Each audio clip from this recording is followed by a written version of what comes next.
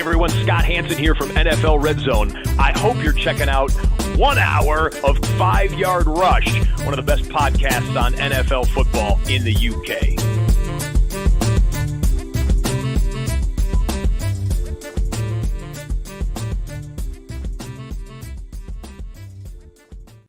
What is happening, Rush Nation? We are back. I feel like this podcast is never going to start. It's the second attempt at doing this and the third iteration of this podcast. We had to make a pivot last minute. If you logged on earlier to YouTube to see what we were doing tonight, our guest unfortunately had to pull out last minute, very late last minute.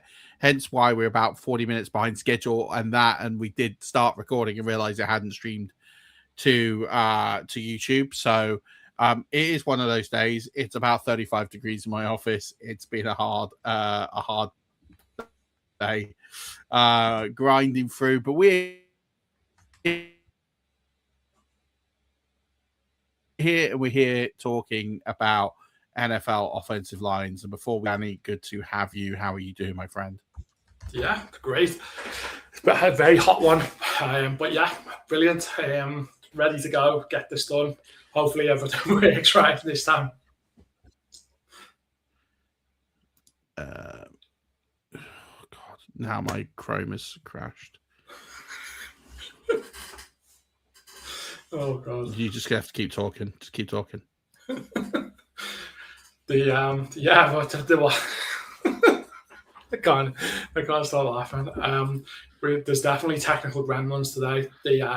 We're just Murf's been doing a lot of work on offenses. The offensive line is something that we've been thinking about doing for a while, and he should be joining us back any second. Now he's gone.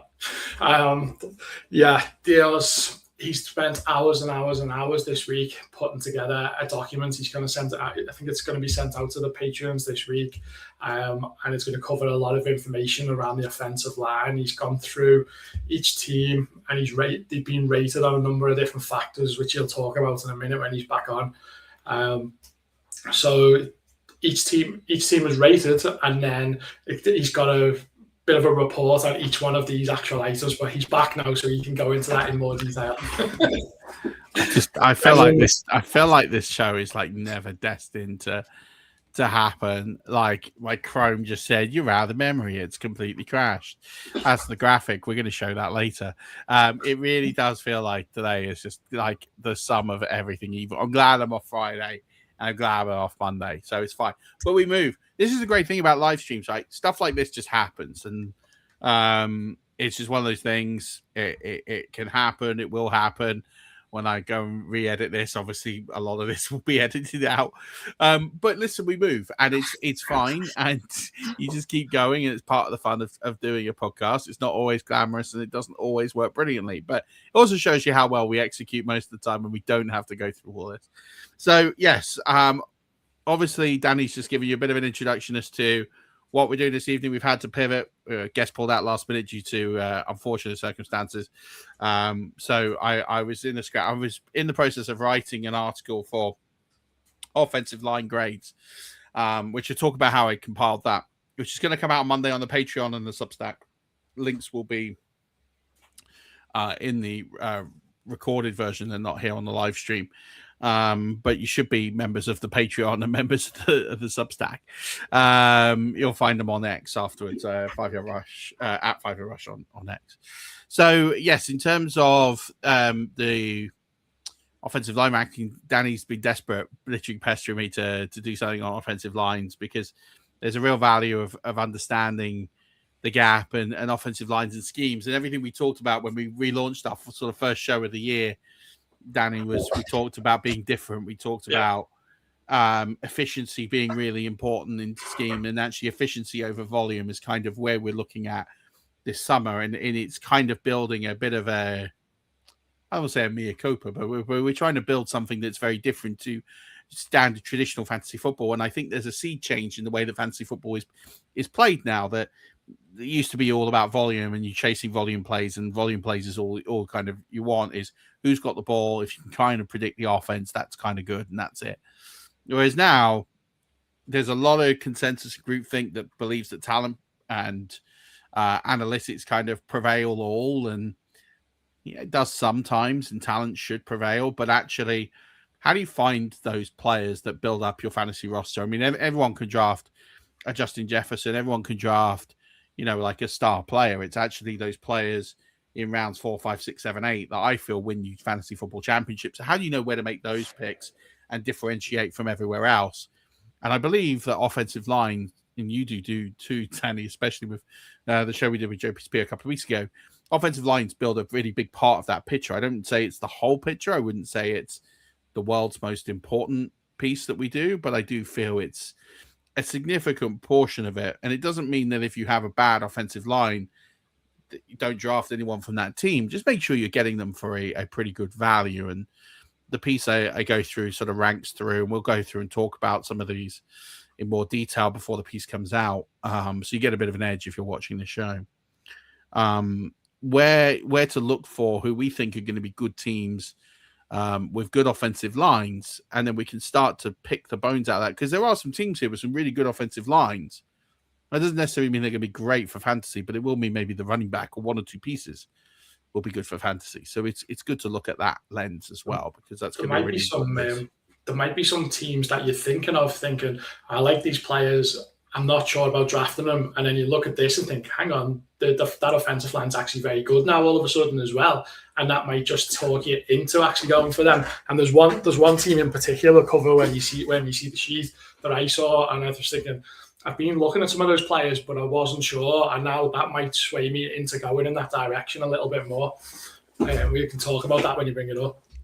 Yeah, and unfortunately, we haven't been able to cast to X tonight because X continues to do its amazing thing where we get sort of shadow banned every week from live streaming, and then I appeal, and then they say, oh, nothing's wrong, and then we allow one stream, and then it stops streaming again. So apologies for not being able to bring this to you live on X, but we will bring the cover version. In fact, I'm going to share the show on X now. So if you are on X and you're watching this, hopefully you'll come over and join us.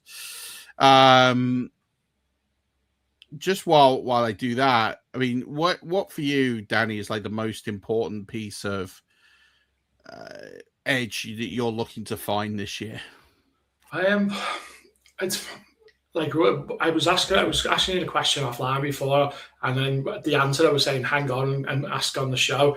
So say, for example, I've watched a lot of pods and I've read a lot of things, and obviously just by looking at the people of the weapons that he's got, say I'm talking about Caleb Williams, for example, you can see on paper he's got loads of weapons, but what I wanted to know was more around, okay,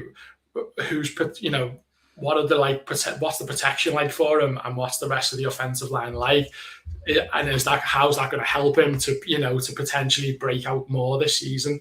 From he had a decent season fantasy wise last year. It wasn't great necessarily from an NFL point of view, but a lot of people talk about him breaking out this year, and I'm sure that offensive line would be a big part of that if he's got a good one or not. So it's that type of thing, I suppose, I'm looking for, is the things that people might not be looking at. They just look at, okay, he's got great wide receivers, and the running backs are not bad, and his tight end's very good. But that's probably as much detail as they're looking at. They're not looking at the rest of the pieces. So it's trying to try and take all the different parts and build up the full picture instead of just half the picture. Yeah, I think, again, where this show is very different to everything else, and why I think it's niche, right? Probably hyper niche, is people focus, I think, for me, and listen, I'm not here to criticize anybody else, okay? I think there's a lot of brilliant content creators in this space who create brilliant content and can give you really thoughtful opinions on player breakdowns and rankings and projections and all of those things. And I think, all of that is absolutely brilliant. I also think that content is a little saturated. I think that's really, you got a lot of people hot taking about like top 5 in this position, bottom 5 in this position, and I think the space is kind of leaned into this space of X player is binary outcome. And I think there's so much nuance that doesn't get discussed. And I think the problem is, for me, I always believe that doing a show like this is about educating fantasy football players. And for me, I've always believed that people come on a journey with us, right? They listen to this show for 1 year, 2 years, 3 years, and then they gateway off to a JJ Zacharyson, a heavy analytical content kind of style to find and hone their craft and how to play fantasy football. I firm believer of like the teach people how to fish and they'll never go hungry kind of philosophy. For me, it's about bringing people on a journey of learning how to win at fantasy football consistently inside of the strategy, the game within the game, understanding how you can really find edges where no one else is looking to have an advantage to win. And then you compare that with the other content you're listening to hone those and define your players and your strategy. But I believe that if we can teach people the fundamentals of where to look and how to be better at fantasy football, they'll be better players. And I think the picking players is a skill and a bit of luck.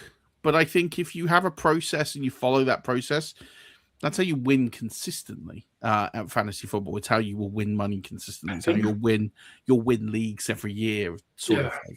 I think for me, too many people draft based off what happened last year, and that's why this type of stuff can potentially help you to predict what's going to happen next year.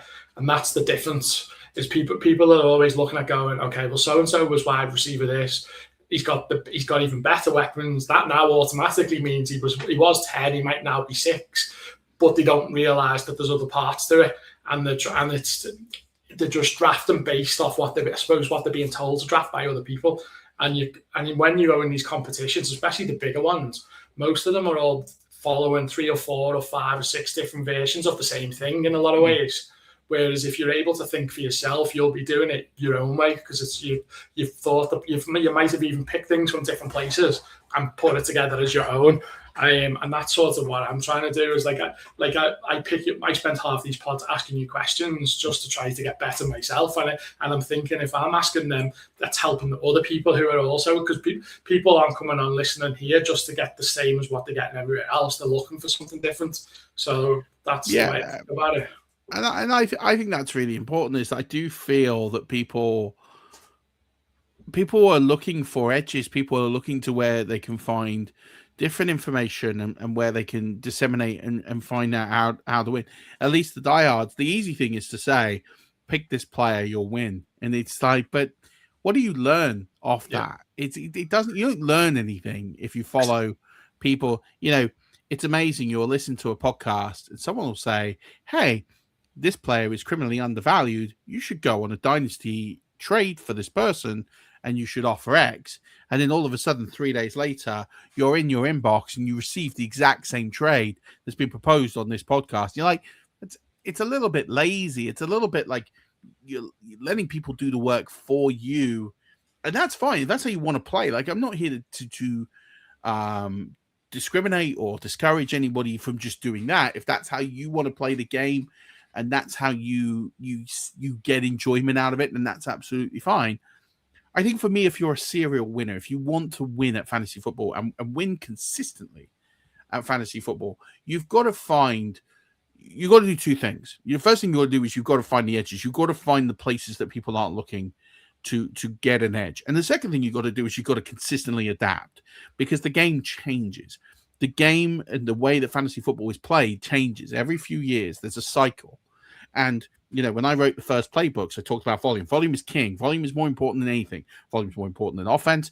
Volume is more important than, how good or how bad an offense is. Volume is more important than injury record. Volume is more important than talent. Volume is king. Like, volume is the most important thing. And 6 years ago, it absolutely was.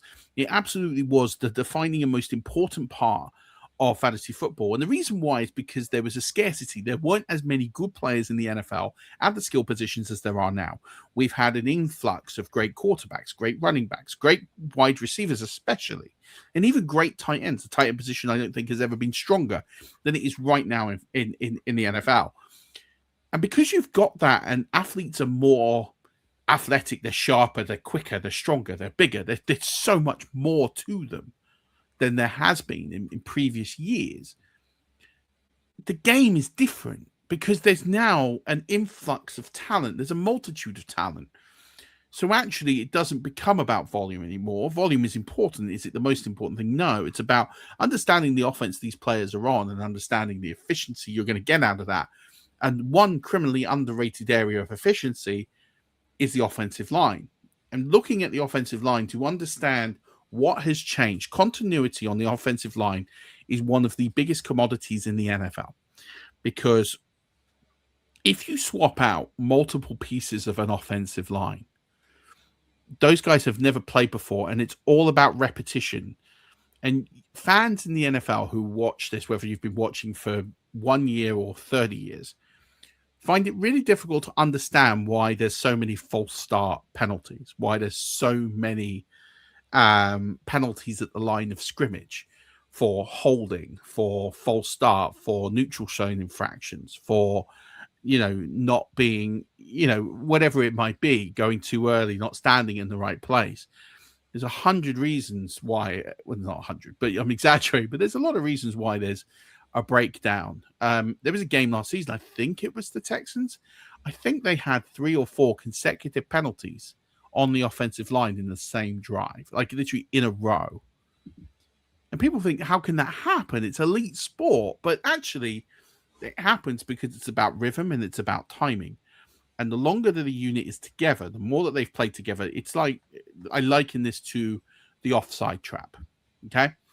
So in the round ball, in soccer, in football, whatever you want to call it, the offside trap is a heavily drilled, heavily coached piece of communication where, if you go back to like the old Arsenal back four of the 1990s, they were coached together with string. They were tied together and they moved in a line, and they stood in a perfect line, and they all stood up at the same time to make sure a player was offside. And then that's developed into more recent times about the timing and the shape and the tactical awareness of each player, because there are multiple people in place. And if one person is not in their line, not on cadence, not doing it at the right time, they play everyone on and they're likely to give away a goal. And you see this time and time again in football. You see it time and time again in the NFL. And so the longer that a team has been together, especially an offensive line unit, the better they're going to be.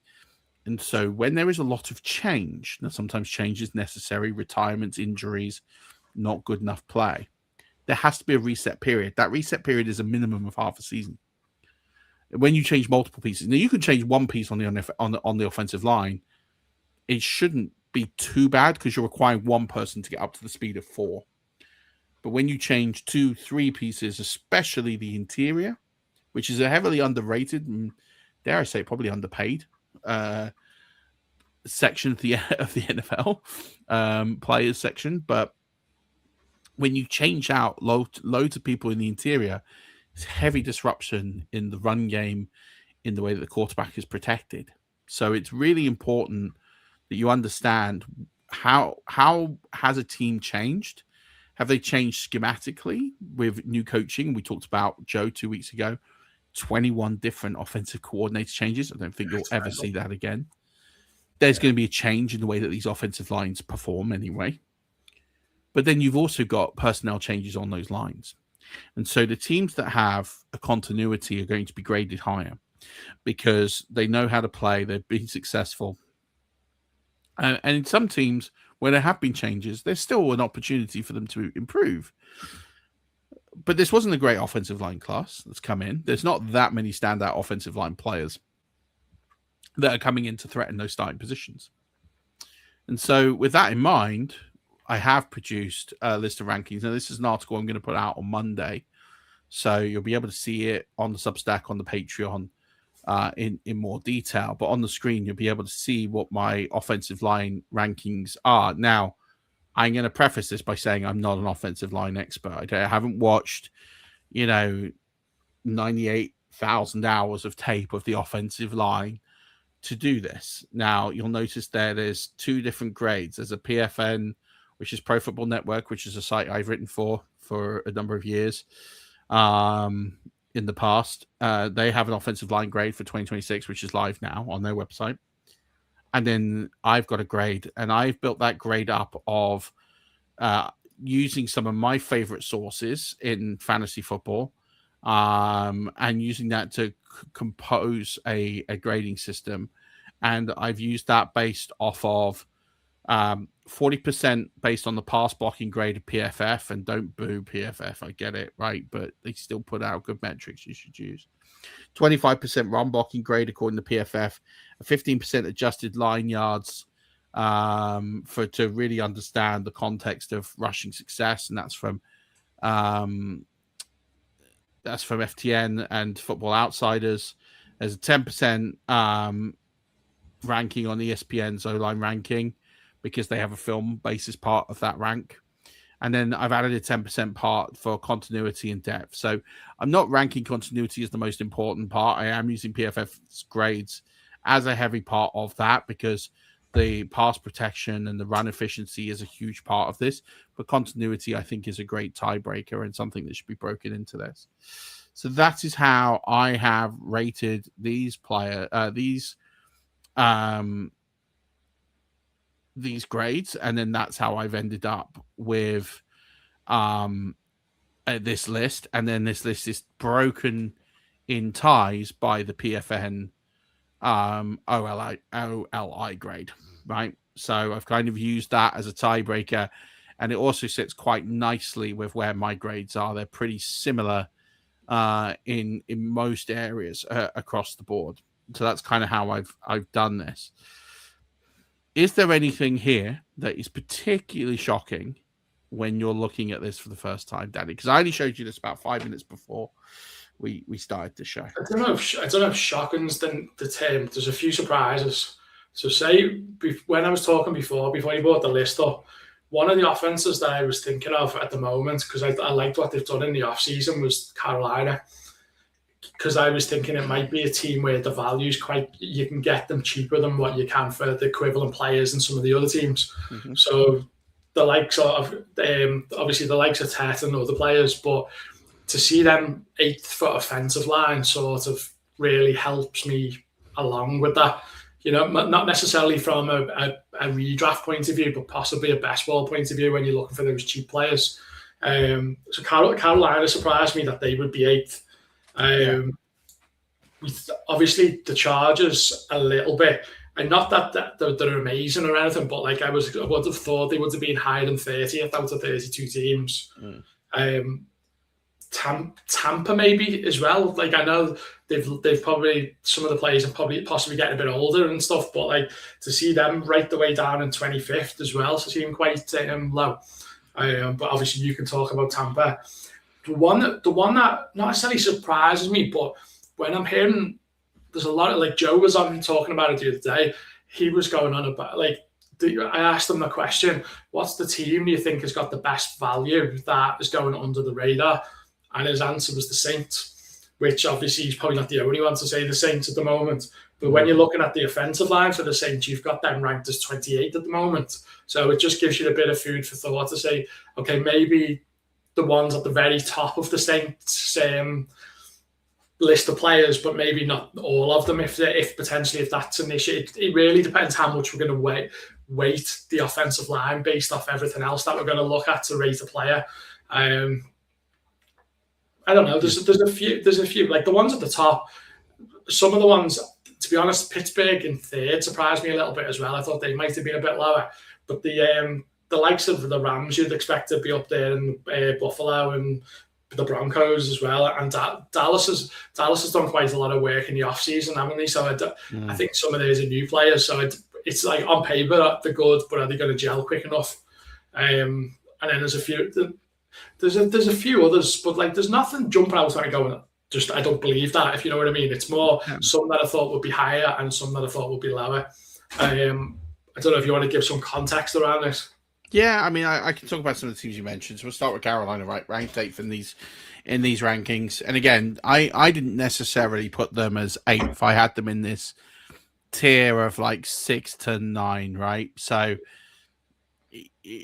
where I've got grades, you can kind of split hairs. I'm not going to sit here and say that if you think that the Colts have a better O-line than the Panthers, right? I'm not going to sit here and go crazy like, yeah, whatever, fine. Like, you do you. There's a couple of elements to this. First, with Carolina, is they've replaced the center. Austin Corbett wasn't particularly good. So they've got a significant improvement, I believe, in Luke Fortner. So, but the other four are the same. So, you've got a decent pair of tackles in Taylor Morton on the right and Equanu on the left. So you got a decent stability there. Again, I talk about you bringing one change to that offensive line. That's not a bad place to be, especially if you're upgrading, which they are. So I look at what the problem I'm going to have is you've got a good offensive coach in Dave Canales. I don't think an outstanding NFL coach, but I think a good NFL coach. I don't think he's the world's most creative coach. He does the basic things quite well. But they have a good offensive line. Where I pour a bit of cold water is it's just on the skill set of Bryce Young. I think he's a good quarterback, not a great quarterback. But he will have every opportunity. So, you have to look at it this year and say, if Bryce Young doesn't deliver a significant year in both fantasy and in the NFL, you cannot say he's not had every opportunity given to him. He's been drafted an elite weapon in Ted McMillan. He's been given significant time to develop. He's been given an offensive coach who has worked wonders with quarterbacks such as Geno Smith and Baker Mayfield and credited with resurrecting their careers. I don't think he was the only part of that, but whatever. He's been given a good run game and he's been given a good offensive line.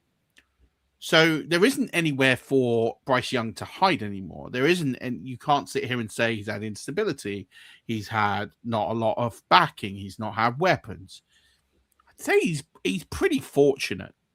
So it's all down to him. If Bryce Young and the Carolina Panthers have a really good year and they, win the division and Bryce Young is a top 15 fantasy player and,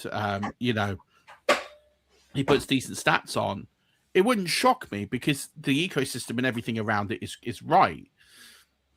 If he flops, that's a talent thing.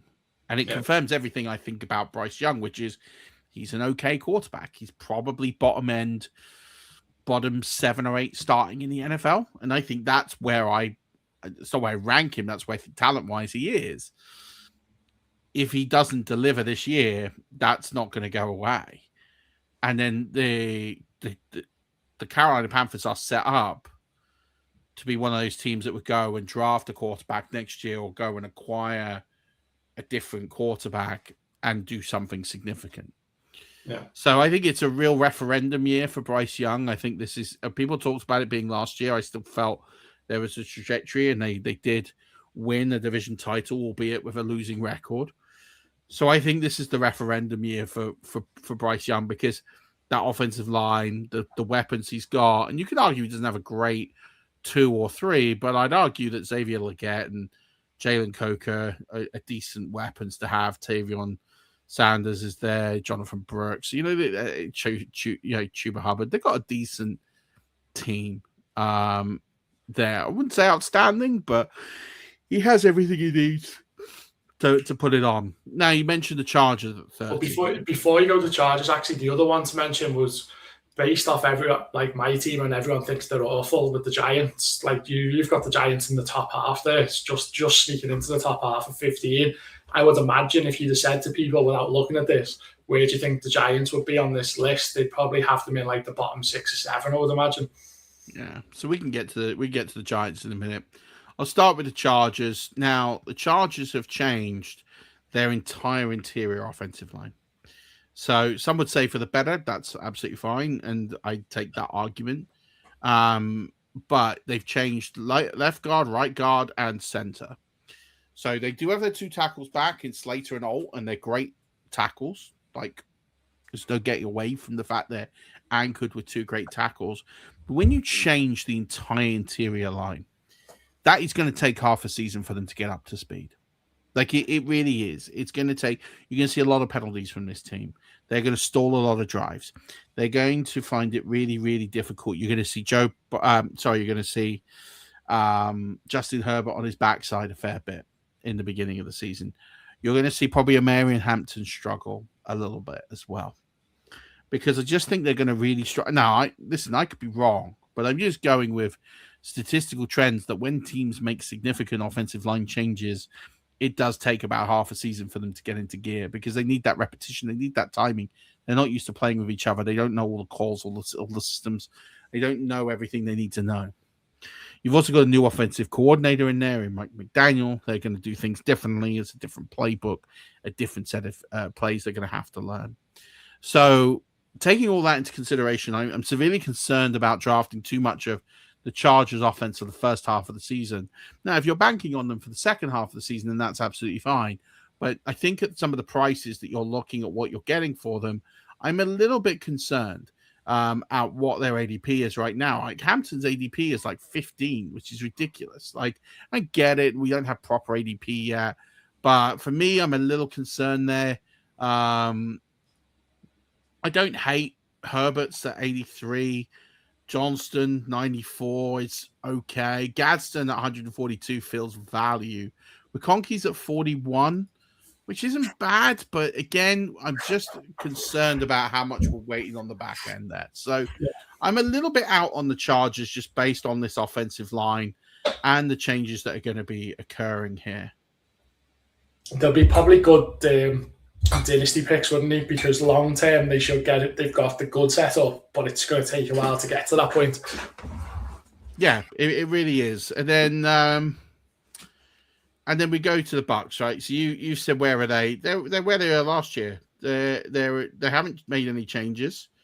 You've got one elite All-Pro tackle in Tristan Wirfs, but the rest of them in Bredesen. I mean, I like Graham Barton at center. I think he's a good center, right? He's taking the first round out of Duke.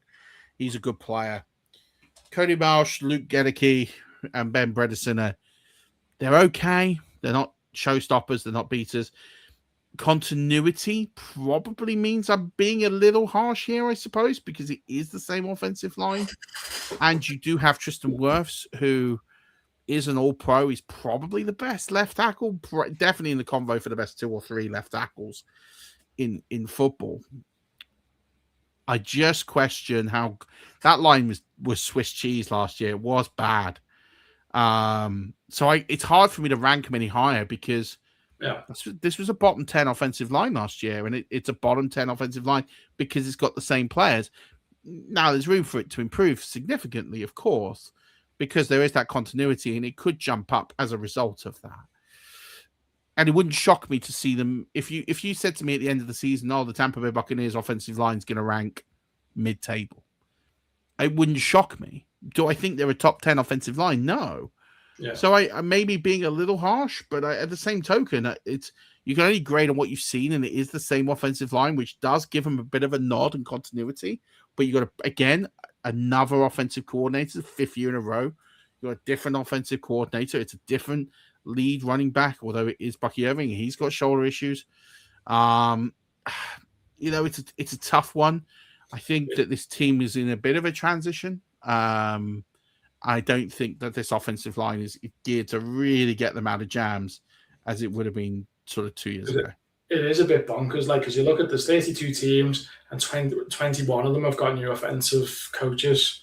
So even if the players are the same, like at Tampa or in some of the other ones, they've got a new coach who might want to do things differently, and they've still got to get used to that as well. So there's a lot of flux, and a lot of these coaches are going to be playing against each other as well. So you're going to have two. It's like which one's going to be better prepared? Because there's a lot to it, isn't it?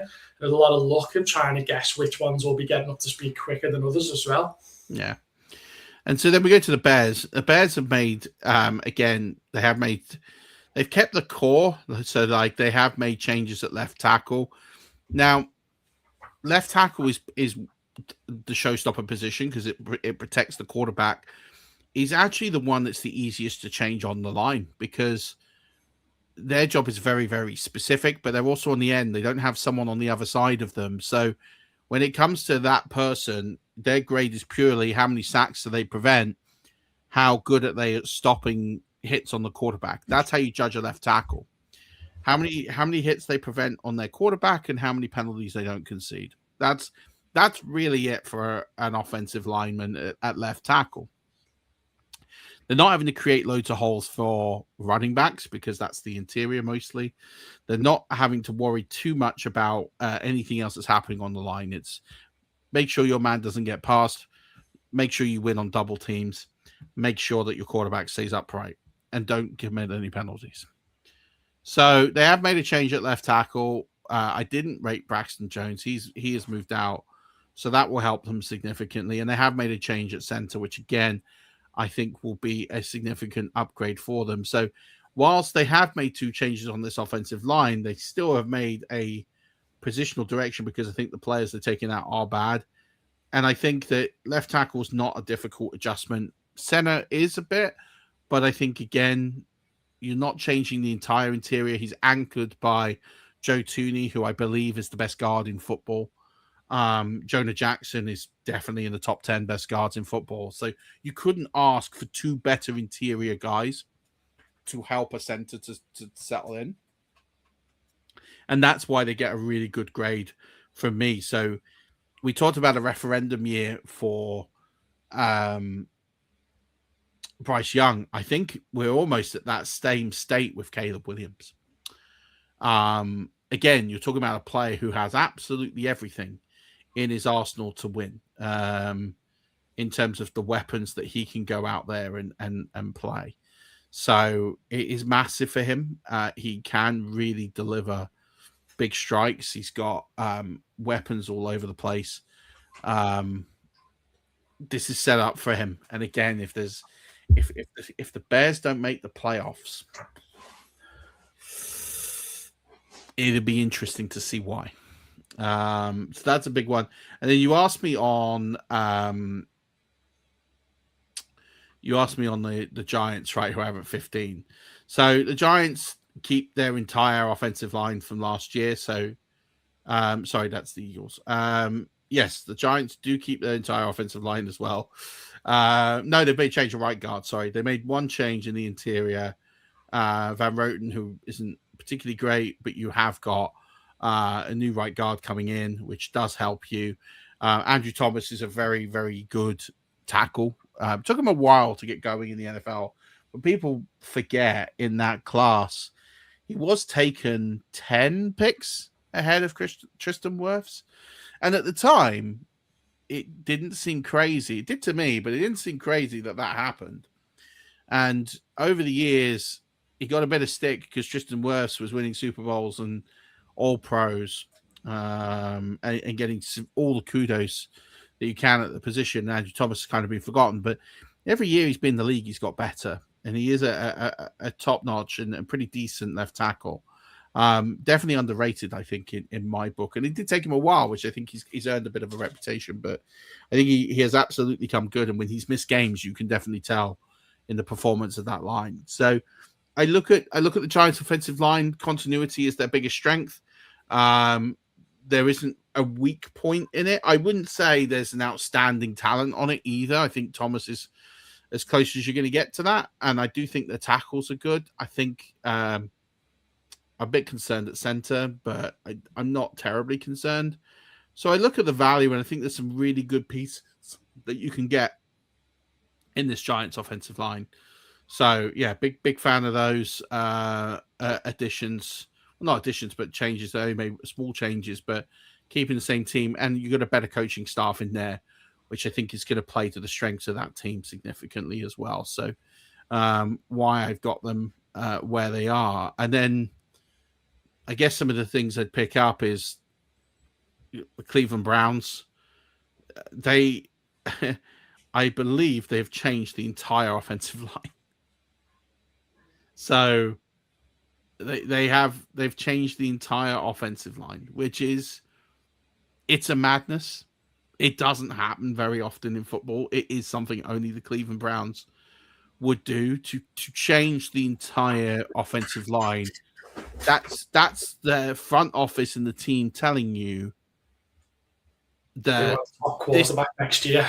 They're telling you this team is not built to win, right? And they're trying to build something from scratch. And so it's almost telling you they don't care what they do this year.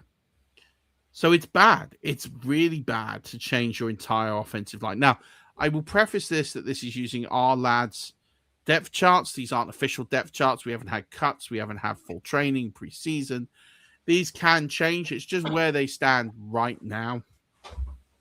So things could change, but yeah, ultimately, I look at everything that you're going to see on really the biggest fantasy point in this team is Quinton Judkins, and he was a player that when we drafted last year, Danny, I was telling you we got to get him on all of our teams when we were drafting together, because the value that you had on him, because of the fact that people thought he was going to be banned, it was a ridiculous value that you got on the basis that I believe the NFL wouldn't do anything. They take too long to do anything, even when they do. Oh, that's the other thing is are they going to do anything and how long it takes for them to do it? So I bet in inertia, and it was a good bet. Yeah. But this year, his ADP is currently 55. And I can't buy at that price. Because last year it's different. You're drafting him in the hundreds. It's easy. Easy to draft a player in the hundreds. It doesn't work, doesn't matter. You're drafting him in the 5th round.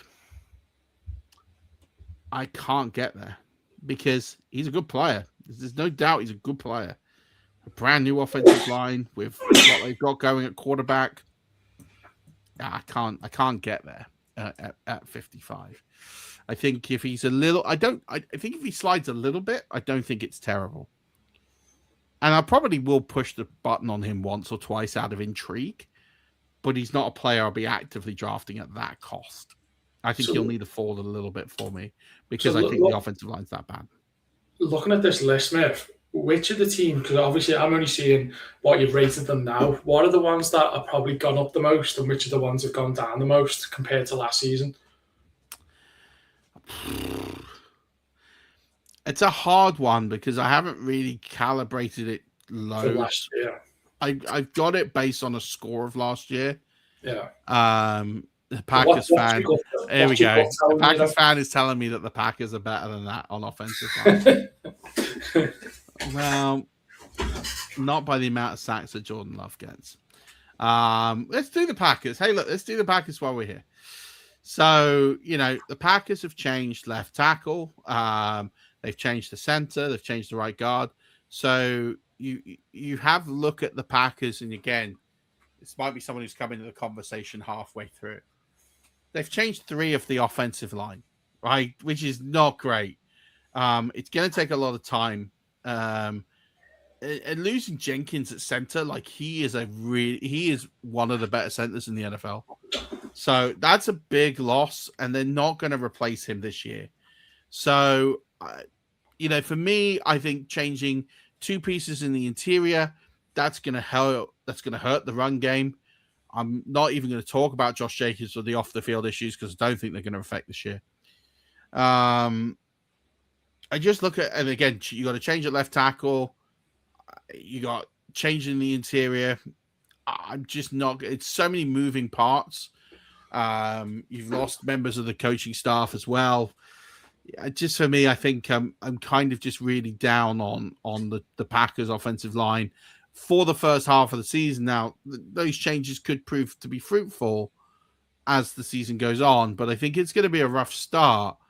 And then in comparison to why I have the Cardinals above them, first of all, I will say, yes, I have the Cardinals above them, but I don't have them above by much.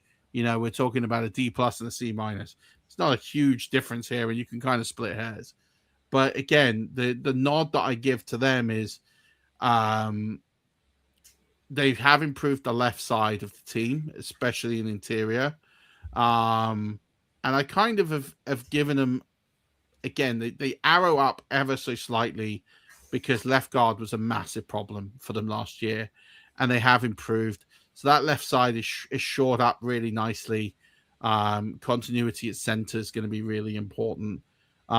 There is a bit of question marks on the right side, which is why I'm giving it a C- because there is some change there on the right-hand side. But I think I look at one side of that offensive line and think there is one side of that that's functional. it's the left side that left side's good. The right side is a concern. Like I said, I think with the Packers, center's a problem. I think that the right side isn't particularly strong. Left tackle's a question mark for the Packers. It's why I have them where they are.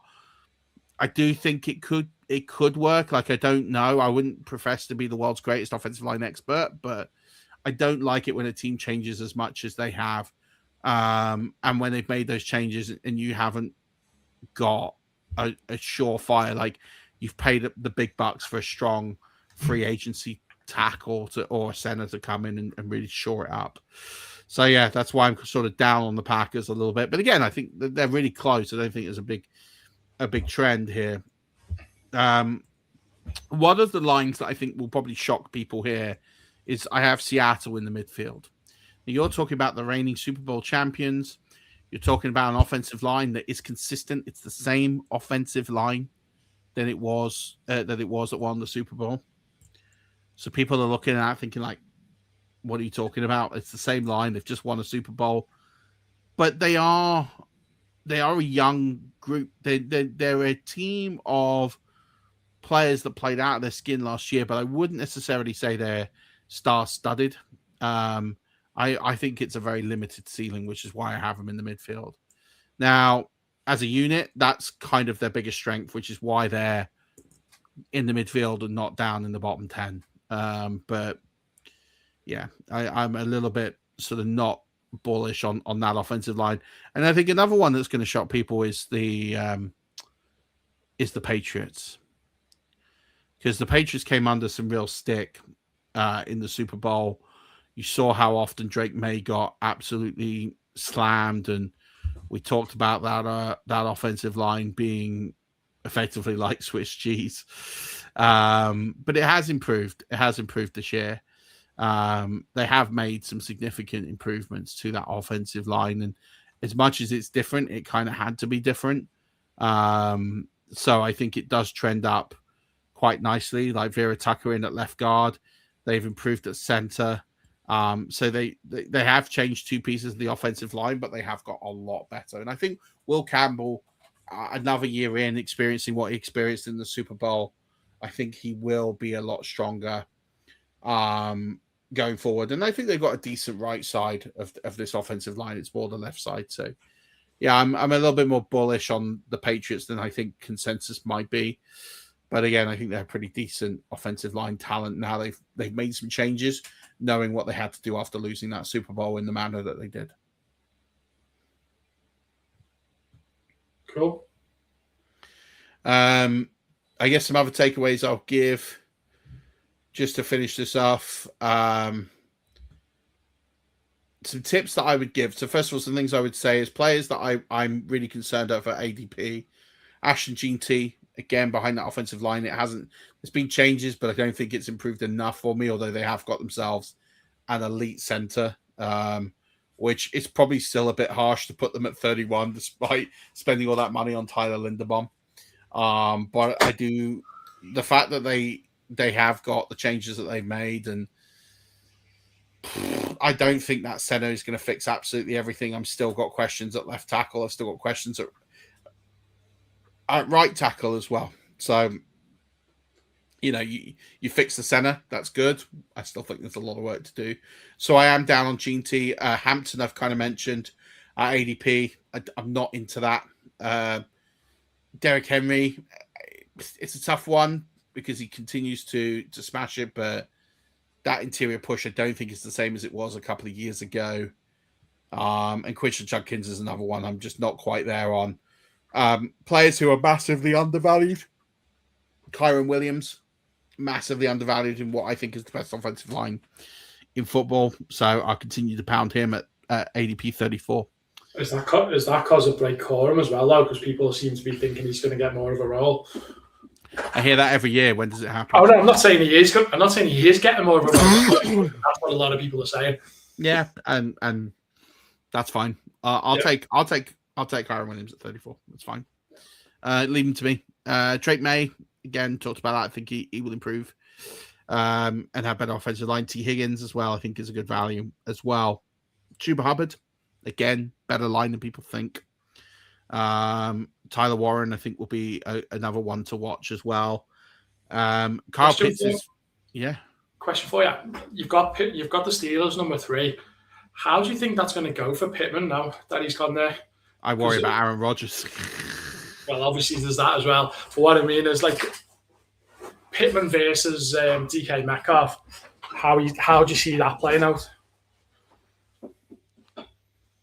Because a lot of people would say that Rodgers, just him and Metcalf didn't click at all, and that there's a chance that Pittman might be a bit easier for him to find.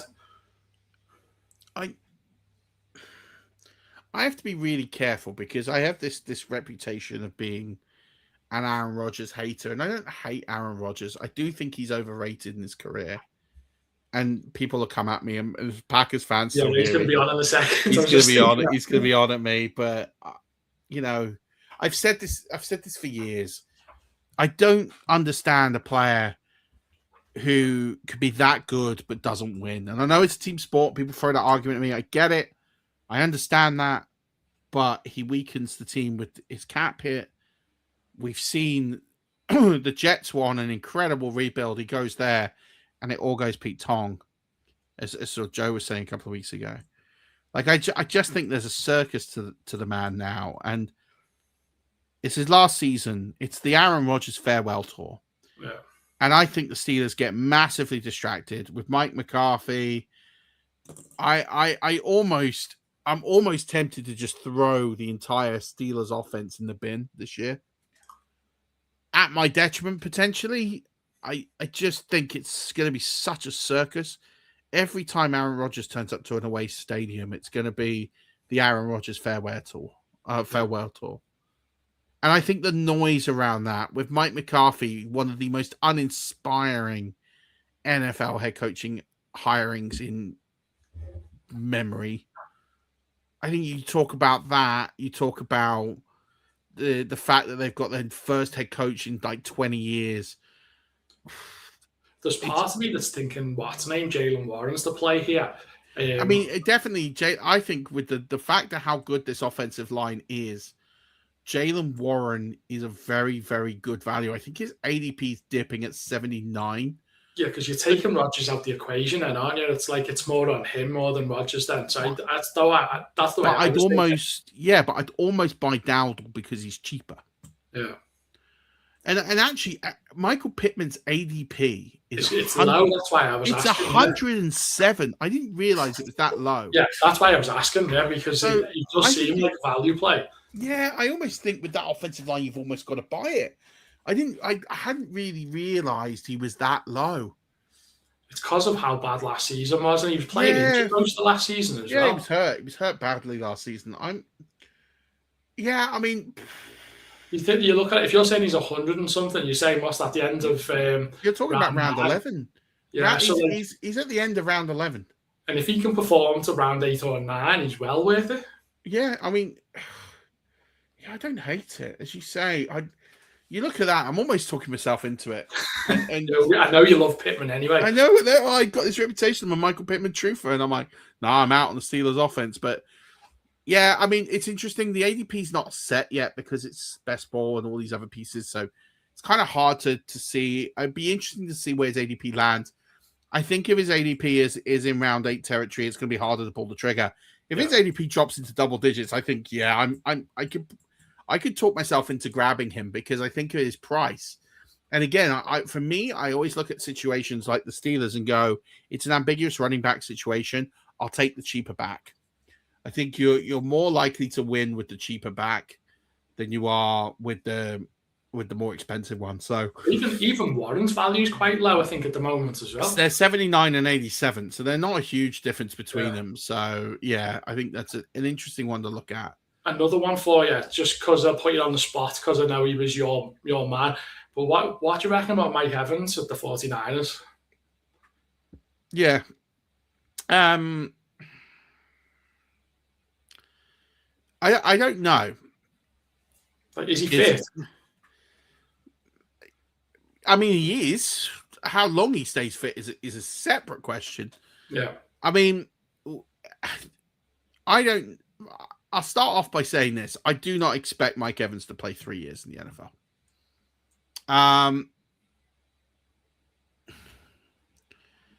The question I have with Mike Evans is probably the best perimeter wide receiver in the NFL. Call me biased, whatever, I don't care. In the contested catch area, I don't think there's anyone better than him. But I will say this. I do question how much speed he's got left. I do question him moving to a new team as well.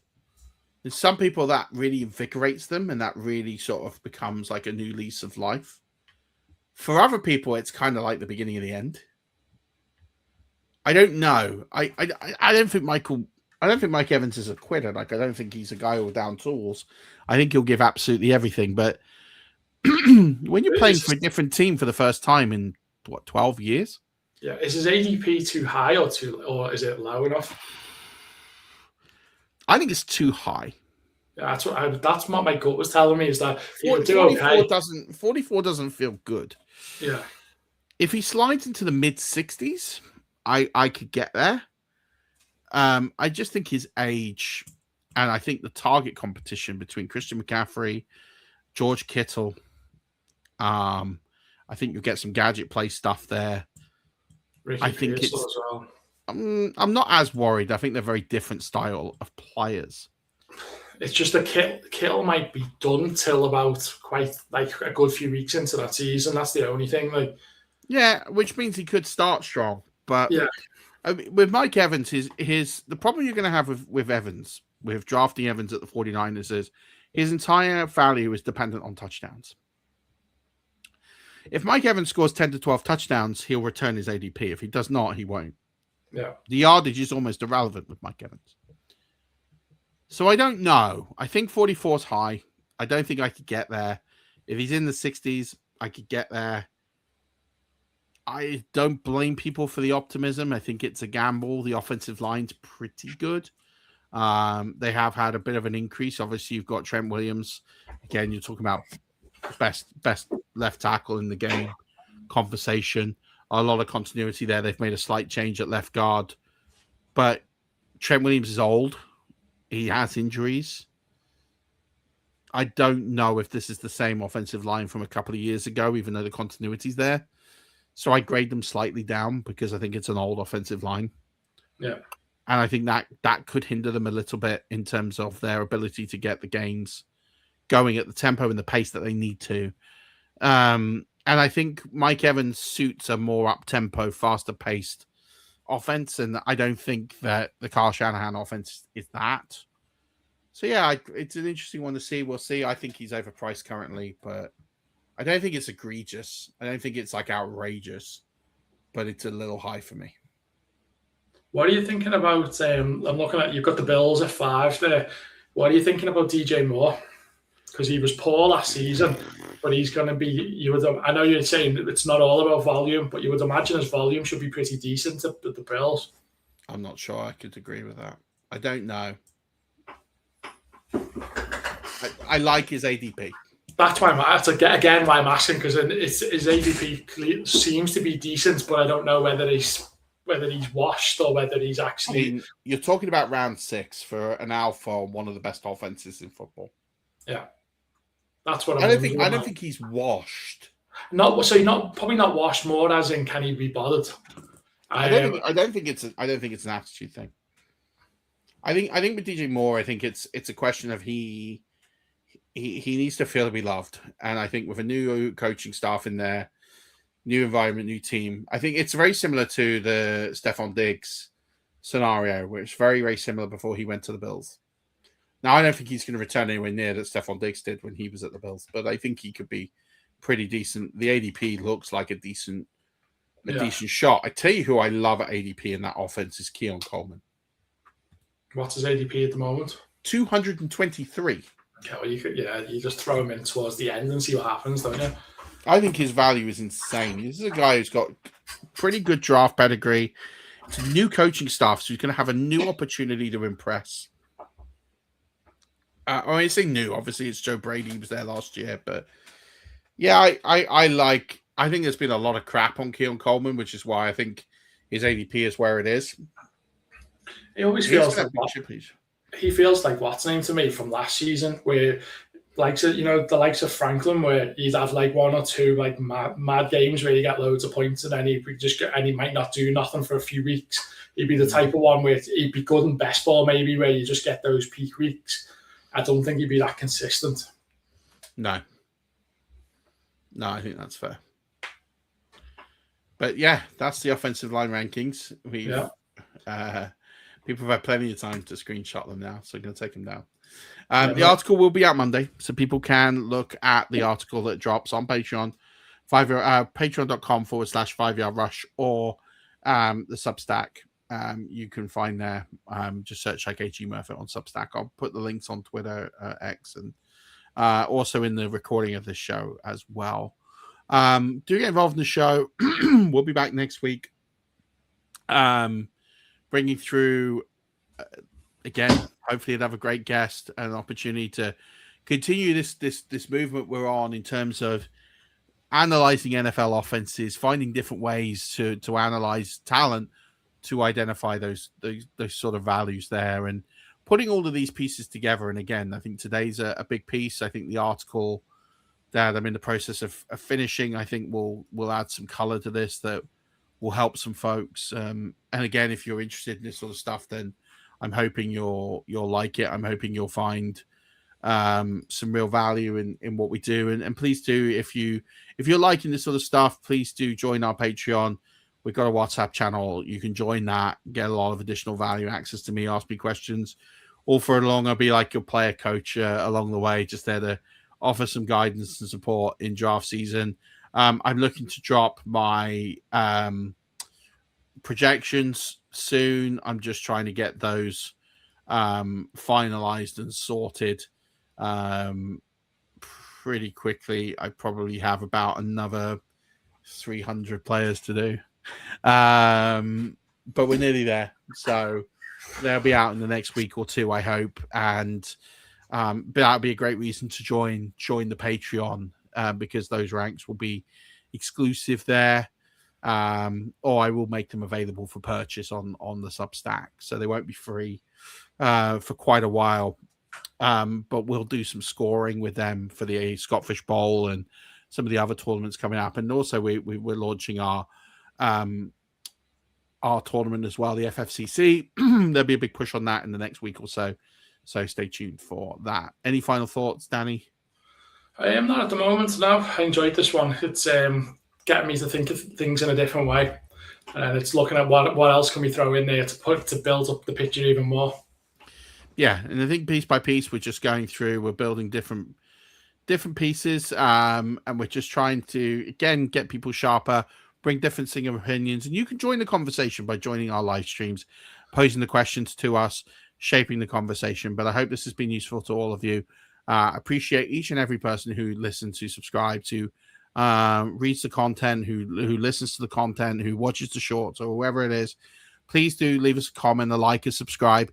Really important for us. We kind of stalled a little bit with subscriber numbers, so it'd be great to see some growth there. So tell two friends, tell them to join in the conversation as well. Lots of leagues that we're going to run this year as well, so do join those. But as always, a pleasure to talk NFL with you, Danny, and with everyone. So enjoy the weather, enjoy the sun, enjoy the Champions League final on Saturday. I hope I will be at the end of it. But until then, Rush Nation, don't forget, as always, keep rushing.